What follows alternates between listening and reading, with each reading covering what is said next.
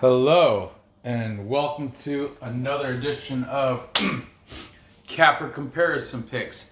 I'm Ranch. Today I will be giving you the Capper Comparison Picks for UFC 267 Select Prelim Fights.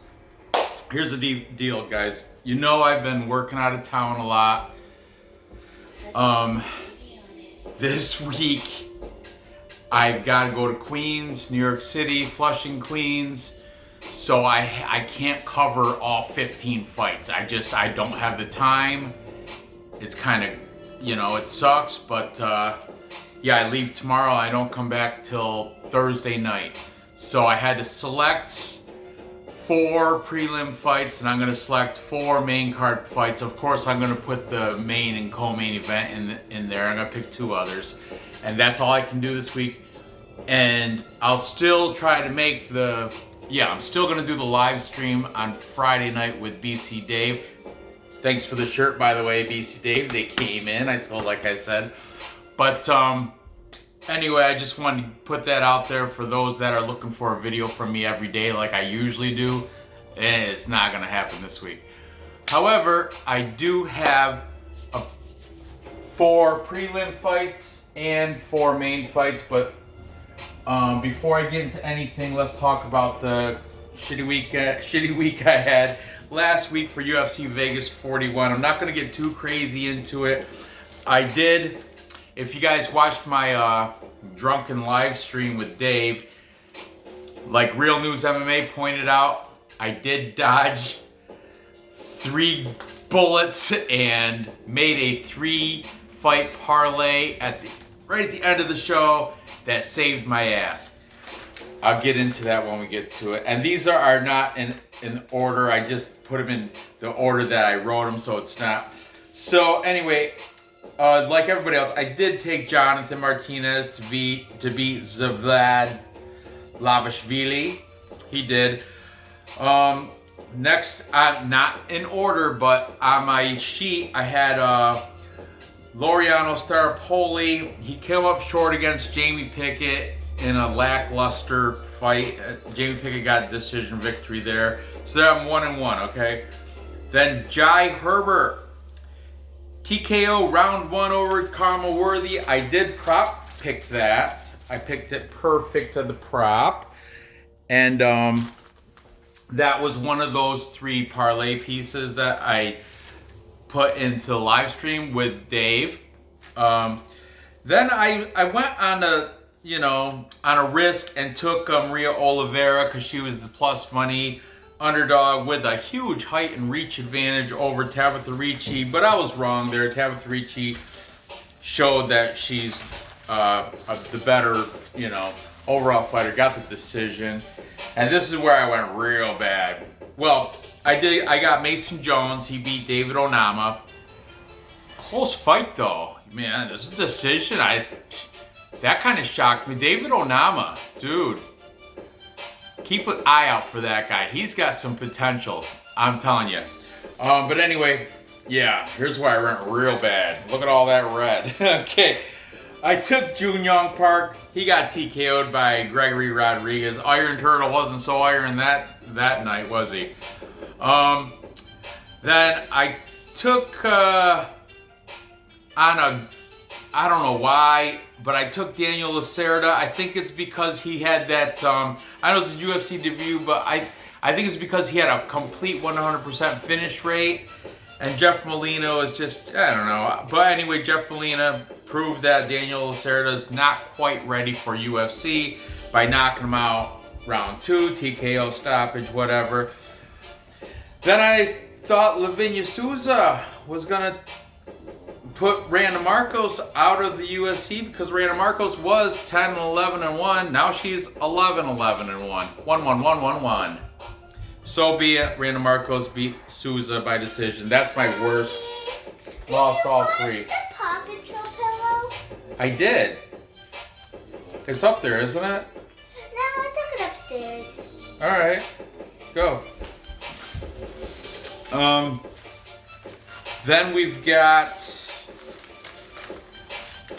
okay, here's my second leg of the parlay that cashed in. I took Francisco Trinaldo by decision. Thankfully, he got that decision over Dwight Grant, but that too, I was sweating that. Well, really, I was. These all happened during daytime, so I wasn't sweating it, but still, you know, it made me a little nervous. Alex Caceres. Oh my goodness, how he backpacked Sungwoo Choi. Sungwoo Choi was piecing him up too. He had that illegal knee thing, but you know that wasn't on purpose. Alex Caceres was actually on his way up. He just happened to catch it with.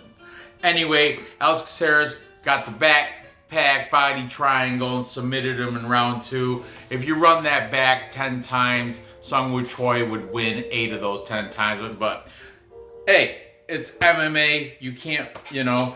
So I got that wrong. Then I went on a whim and took Ike Villanueva because, you know, I thought he had better striking. Well, Nick Negomariano, he proved me wrong there because he had the TKO in round 1 against Ike. And finally, Jocelyn Edwards. I took her because height and reach. And Jess Rose Clark, you know, she had that, you know, that bit of a layoff. But Jess Rose Clark, Jess got it done. Decision victory. That one, I wasn't confident with that anyway. I just threw it out there because of the plus money. Grant Dawson, Ricky Glenn. Draw. What a fight, huh? But a lot of people had Grant Dawson as a parlay piece. I did not have any action on that, but I did pick him in Tapology. Well, actually, I didn't. I didn't pick anybody in Tapology. Sorry, Dave. I keep effing that up. I didn't pick any Tapology picks. I had a real super busy week last week. Okay? But I did get the main event correct.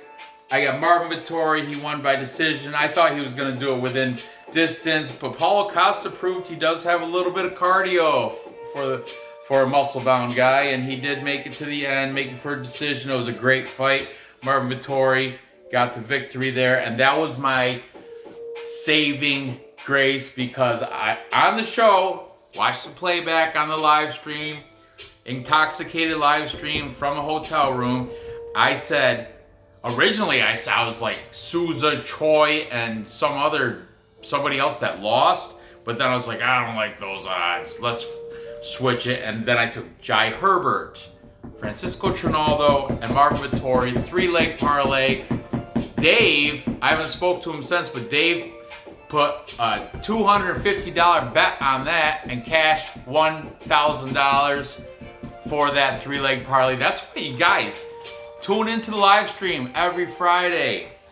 Even if I'm out of town, even if I've been drinking, doing whatever, I try to make it work. I didn't even think I was going to be able to get that video in. Matter of fact, I video messaged Dave from the bar, and I was like, dude, I'm getting pretty wasted, and I'm out of town. I don't know if it's going to happen tonight. He's like, all right, homie, whatever happens, happens. But I made it back, got the video in, and we cashed out. Thank you. And Dave, thanks for the shirt. I love it, dude. I love it. Doug Duggarts, Brazilian Jiu-Jitsu. Love that. What's that? Tackle and grapple. It's a kick-ass shirt. Kick-ass shirt, Dave. All right, without further ado, let's get into these 4 select prelim fights. Okay, the first one in order, not the curtain jerker. This one's actually up the card. But the first one I'm going to go into is Michal Oleksiejczuk. He's the Lord Oleksiejczuk, fighting out of Warsaw, Poland, out of the Akademia Sparta-Waki Welanau. I know. But anyway, Oleksiejczuk comes in with a record of 15-4. He's a slight underdog here.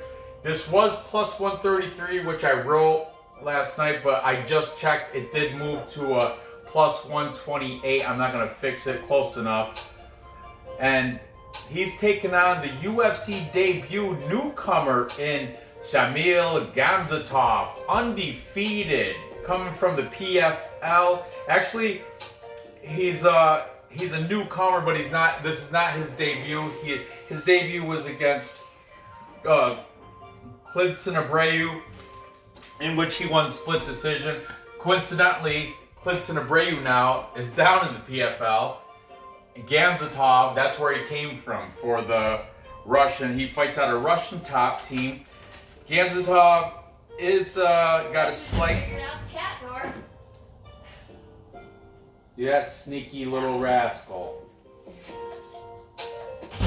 Gamzatov has a 2-inch height, 1.5-inch reach advantage over Oleksiejczuk, but and he's coming off, like I said, a split decision win over Klidson Abreu for Umar. That's his nickname. Shamil Gamzatov. He's 31 years old. The line moved a little bit. Money's coming in on him because he was a money's coming in on Oleksiejczuk. This 155 is now a minus 148. So a little bit of money coming in on, oh, you're right, I was right, on Gamzatov. Moving the line a little bit. Oleksiejczuk's coming off a win against Modestas Bukauskas. Not bad. I had by split decision, and you know what? I had Bukauskas in that, and I actually thought he should have got the nod there, but whatever, it is what it is. Oleksiejczuk is 3-2 in his last 5. Interesting enough, his 2 losses, I think they were against, I forgot, but they're both known names in the UFC. But another interesting thing is Oleksiejczuk did have a good win over Khalil Roundtree. However, that was overturned to a no contest because of tested positive for drug use. I don't know. Tapology didn't specify which drugs. I'm assuming it's if it was marijuana, they specify. So I'm assuming it's some performance enhancing drug. So we got Lord Oleksiejczuk taking on Umar Gamzatov. Oleksiejczuk's the younger guy, 26. Gamzatov's 31. Remember, only one fight in the UFC, and it was a split decision over Klidson Abreu, who is now in the PFL. Okay, so we're going to start with the favorite. Taking the favorite, we've got UFC, Celebrities and Classics, Vlad, the Bulgarian Cowboy, my friend. Thank you for taking the side here. He's taking Gamzatov, the undefeated fighter out of Russia, Russian top team. Then we got Ray from MMA Pick'em's podcast. He thinks Oleksiejczuk should be able to get the decision victory here. Then we got MMA Fortune Teller, the Teller. MMA Fortune Teller is taking Gamzatov. AJ DeVito from MMA Experts also taking Oleksiejczuk by decision. And finally, for the tiebreaker, we've got UFC gambling addicts Leighton, who I just I just saw for the first time. He's doing his playbacks with live chat, which I was in the chat room discussing it with all the homies. Saw a lot about better. Saw you in there, Reg 22 or whatever, Dirty Reg 22. Is it Reg or Reg? I don't know. Dirty Reg 20. Thanks for pointing out that I went 0-3 on that show, which I showed y'all, and he went 3-0. But anyway, whatever. It happens. It happens, dude. I've seen so many cappers get winless. E-Money, he went one time. He went like 1-8. MMA Guru with the Nick Cap, one time he went 1-9. So it happens to the best of them. This is probably the worst outing I've ever had. My final thing was 5-8-1, but I had that parlay that saved me. So who really doesn't matter. And it's not like I put action on every fight. Thankfully, if I did, I'd be broke. But for the tiebreaker, Leighton is going to take the the Russian here. However, he did in his video, link will be in the description, he did say this is kind of a coin flip fight. He's not very confident, but he's going to take the Russian because he is the bigger guy, and he is. He's got 2-inch height, 1.5 inch reach. But, dude, I don't know. I like Michal Oleksiejczuk because Michal has that. He's very aggressive. He is the smaller light heavyweight and most of the time, but he makes up with it with his aggression and his forward pressure, and he's a better striker, better boxing. Gamzatov probably has better. I would think he's Russian, so he's probably got better ground game. But I'm gonna take the Lord Oleksiejczuk to get this for the upset. Plus money. This is a very chalky card, guys, too. You can do a parlay with all the favorites and you might come out. But there's so much chalk. You know how I picked these prelim fights? I picked the least chalky ones. Because what? I didn't want to do a full cap or consensus. That's no fun. You want to see the close ones like this. Look at how close this is. It took late and was a tiebreaker. But anyway, I'm taking Oleksiejczuk. I think he's going to get it done by decision. He's got the more UFC experience. He's got that forward pressure. He's got the better boxing. He'll probably outstrike his opponent. Gamzatov, though, is bigger, stronger. He's not going to get knocked out. But Oleksiejczuk will piece him up and get the decision victory there. Moving on. Next, we've got Eliza Zaleski. Copiera. That's his nickname. Coming out of Brazil to take on the Frenchman in BenoitSaint-Denis. BenoitSaint-Denis, God of War. Oh, Dios. Okay. BenoitSaint-Denis fights out of two teams. He fights out of some place in France. I forgot what it's called. Like starts with a W, Wariak or some crap weird. But he also fights out of Bulgarian Top Team. Bulgarian Top Team, you know, Vlad's the Bulgarian cowboy. He probably knows all about it. There was who's it? Faraz Zahim or something. There is a UFC fighter on the Bulgarian Top Team. I just forgot his name. Escapes me right now. It's late. It's getting late. I gotta work tomorrow. After work, I gotta drive 3 hours to go to Queens. Not looking forward to that. But anyway, Eliza Zaleski comes in here as the pretty good favorite. Minus 192, that has moved. It's now a minus 220, so that means money's been coming in on Zaleski. He's coming off a split decision loss to Muslim Salikov. Not a bad look to split decision, you know. He's 3-2 in his last 5. He fights out of the CM system. That is in Brazil. 22-7 as a professional. Much more experienced than the UFC debutante in BenoitSaint-Denis, God of War. God of War, though, is 8-0, undefeated for the French fighter. He's coming off a win against Ramos by sub. And that was in the Brave CF promotion. So, let's see what we got here.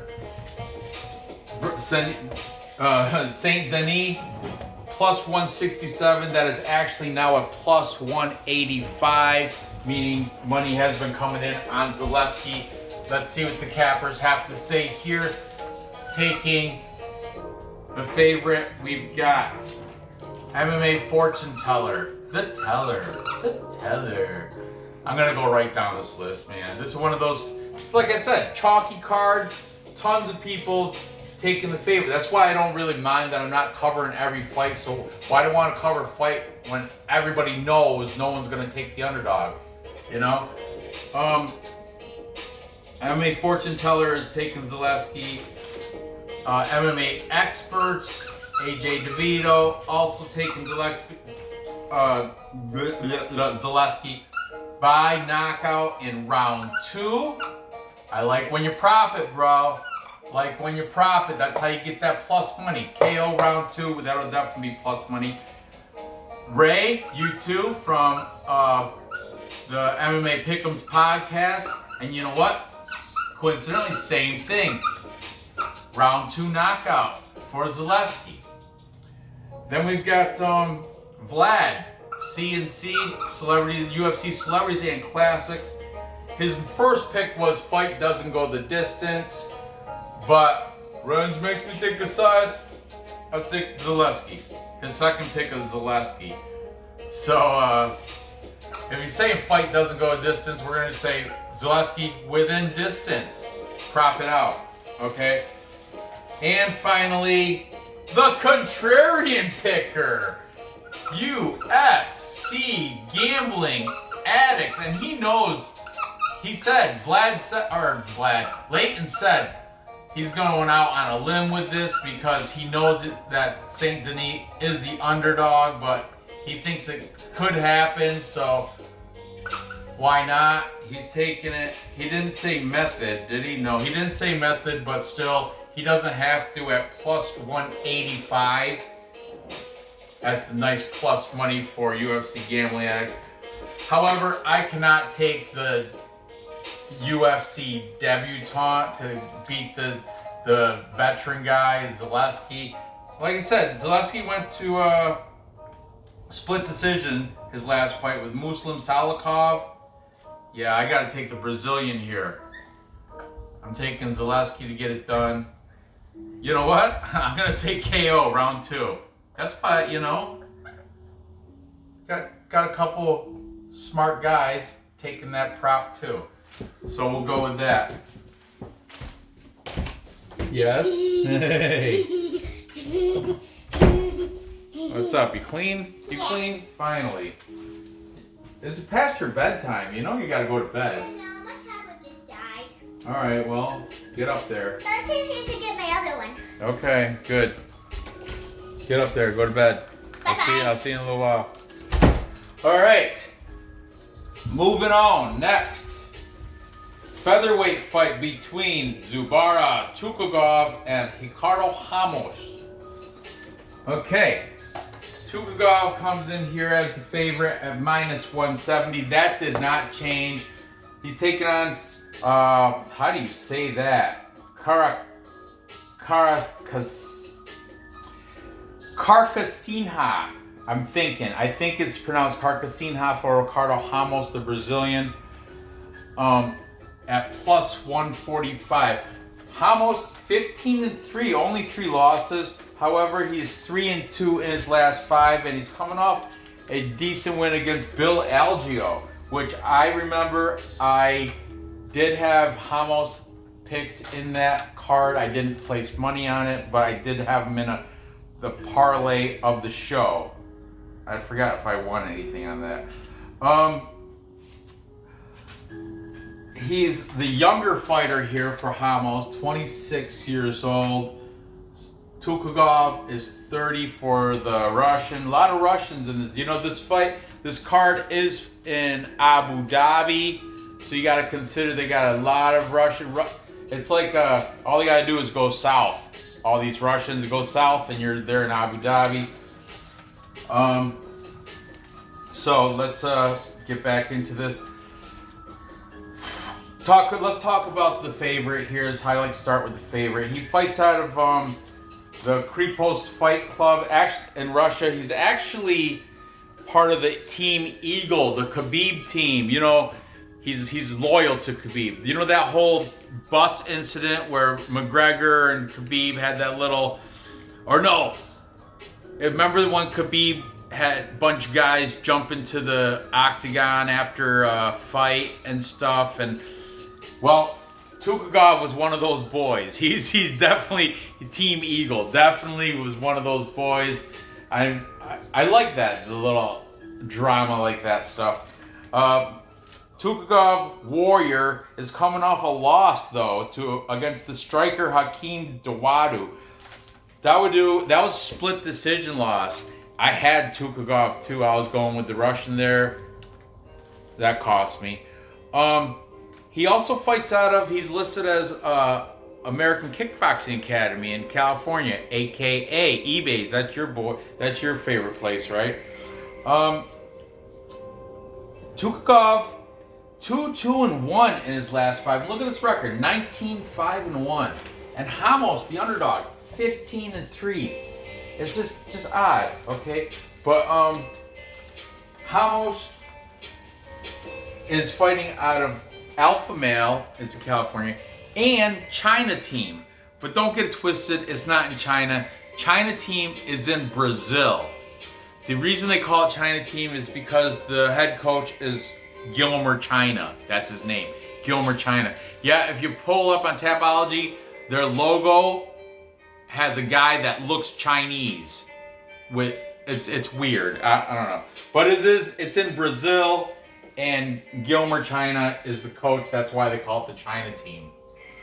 Okay, and down in South America, they don't differentiate Korean, Chinese, Japanese. They call them all Chinese. Kind of like a lot of Americans do the same. Oh, you know how many times I've been called Chinese?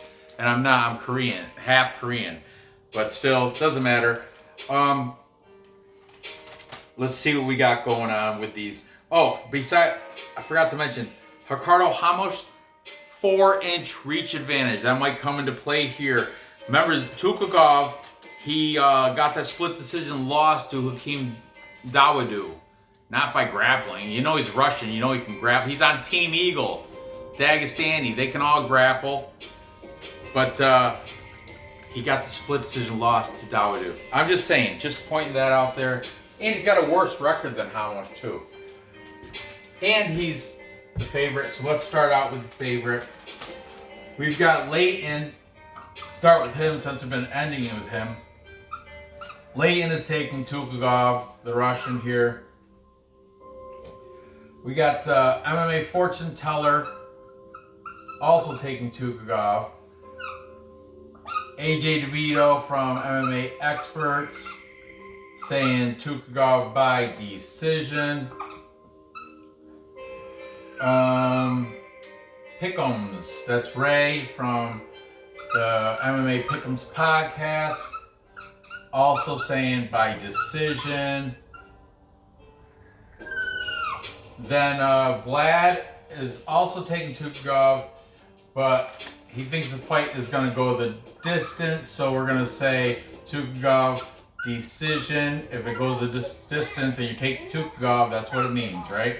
Making this a full capper consensus. I just sent Nor up to bed, so no dance from Nor, but I'll do a little one.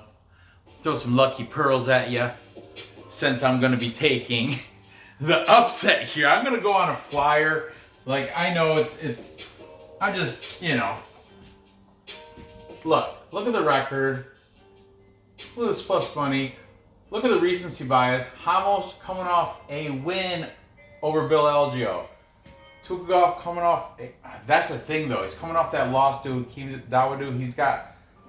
He wants to recover from that. So I don't know, dude. I don't know. This is a tough one for me to pick. But 19-5-1. Hamos, 15-3. Younger, coming off a win. He's coming off a loss to a striker. Hamos is a striker. And if he's not a striker, he's a Brazilian. But Tukugov, the Russian, this is kind of a heavy Russian card. You can do a Russian parlay. But then they'll all be favorites too. Except there's a couple of fights that are Russian versus Russian. That'll be interesting. Yeah, I guess I'm gonna. Man, I should take Tukugov by decision, but you know what? Screw that. I don't care if Dirty Reg points out that I lost all these. I don't care. I'm gonna take money. I'm taking money. I'm gonna take Hamos to get the upset underdog victory. I know he looks very. Like, even put him side by side, Tukugov looks like a monster. Hamos looks like a schoolboy, like a thin, super thin. And what weight class is this? Featherweight, right? Yeah, it's going to be interesting, but I'm going to take the younger fighter here at plus money. I think he'll probably, for Tapology, if I do it this week, which I will, Dave. I'll do Tapology this week. I'm going to take Hamos to get it done by decision. Split decision. Tukugov probably will get one of the judges to pick his way for, like, control time. He might win a round. Hamos, though, I think will outstrike him, outpoint him. He's got a smart fight IQ. He's only lost 3 times. Let's go, Hamos. Moving on. Next, we've got that Amanda Ribas, Positive Energy. Amanda Ribas, 10-2, taking on Virna Jandiroba. I like to call her the female Robin Hood because after one of the post-fight victories, she had like a leather hunting cap. It was with a feather in it and all that. It was weird. And Jandiroba's got that wandering eye. I don't know. It's weird. But anyway, this is going to be a fun fight. It's Brazilian versus Brazilian, grappler versus grappler. Let's talk about this. Ribas is the favorite here. Was minus 145, now it is minus 157, meaning money's been coming in on Ribas. She's coming off a loss to Marina Rodriguez, TKO round 2. Take nothing bad from that. Rodriguez just beat Mackenzie Dern. Speaking of Mackenzie Dern, common opponent amongst the two. Ribas beat her, Dern beat Jandiroba. But Dern beat Jandiroba standing up. Why didn't she go to the ground with Jandiroba? I thought Mackenzie Dern was supposed to be a jiu-jitsu prodigy.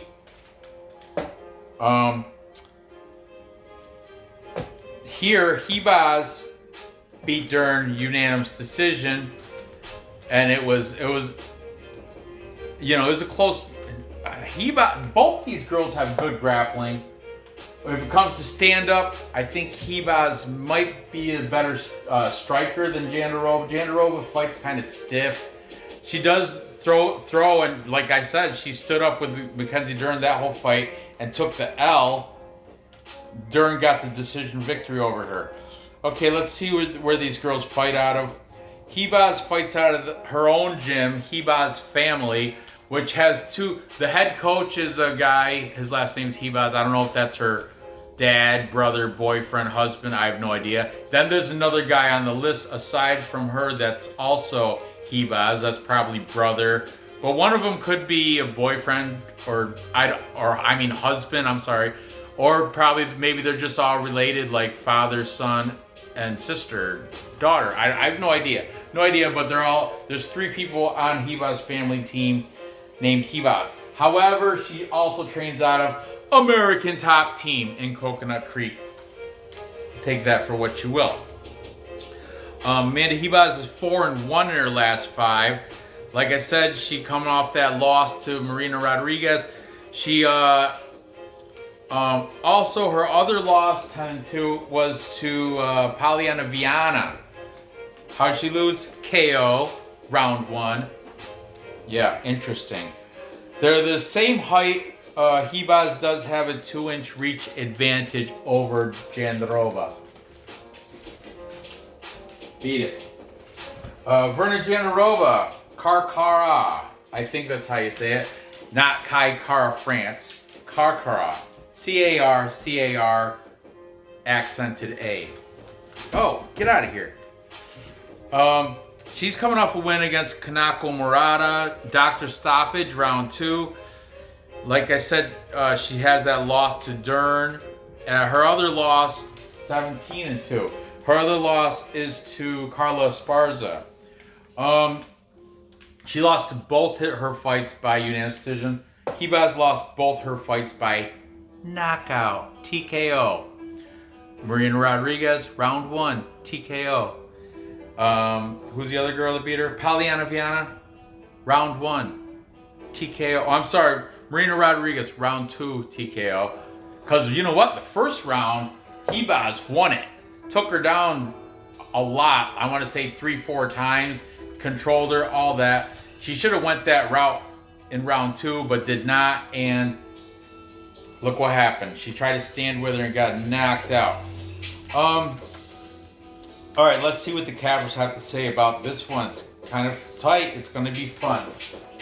We've got taking the favorite in Amanda Ribas, the MMA fortune teller, the teller. Ooh, also the over/under odds were not out yet on any of these fights. However, they were on this one, so I'll write them in 2.5. If you think it's going over that, if you think it's going to go decision like Vlad probably does, minus 220. You know, and if you think it's going to stop short of that, you'll get paid plus 180 for a TKO if it doesn't go the distance. MMA fortune teller is taking Ribas. Then we've got Leighton, UFC gambling addicts, taking the underdog. I like that, Lay. In Jandiroba, Virna. Ray from MMA Pick'ems is also taking Ribas by decision. Go figure. And AJ DeVito is taking Virna by decision. Okay. And finally, for the tiebreaker, we have got UFC Celebrities and Classics, the Bulgarian Cowboy Vlad. His first pick is, Range is gonna call me out on this, but the fight to go to 2 rounds. Well, come on, bro. The fight to get to the second round is probably a minus 300. Anyway, Vlad's first pick is the over. We're gonna say he thinks it's probably gonna go distance, but I told him he's got to take a side. His second pick is the side, and he's taking Ribas here to edge out Jandiroba in her decision. So there you have it. But man, chalky card. You got to find your spots on your underdogs where you can. Jandiroba, her only losses are by decision. Ribas, her only losses are by knockout. I don't think Jandiroba's going to knock her out, but I do think Jandiroba will get the decision victory here at plus money. And like I said, now that's really a plus 137. So even more plus money. Hold out, and it'll probably be even higher because everybody Amanda Ribas is pretty. She's a lot more attractive than Jandiroba. Not saying Jandiroba's ugly. She's not, but I'm just saying attraction. I think Ribas wins the beauty contest. But I'm going to take Jandiroba here, and I think she's going to... do I dare make it by knockout? Like I said, Ribas been knocked out, but I don't think Jandiroba's got it in her. I think striking, stand-up, Ribas has the upper hand. But when it comes to the ground, Mackenzie Dern did not want to go to the ground with her. It's kind of weird, That's why she beat her on her feet. So I'm going to take Jandiroba. I think she's going to get it done by decision. Either way, she's plus money. So there you go. So, to recap, time check. What is my time? 10 minutes per fight should be. Right there. I am right there. 10 minutes per fight. I'm at 38 minutes. So to recap, I've got Lord Michal Oleksiejczuk taking it to Shamil Umar Gamzatov. I think Oleksiejczuk is going to outstrike him, get the significant strike advantage, outpoint him, and get the decision victory. Then I've got Eliza Zaleski using his veteran experience. This is not the first time he's taken on a debutant, too. He took one on before and knocked him out, I think.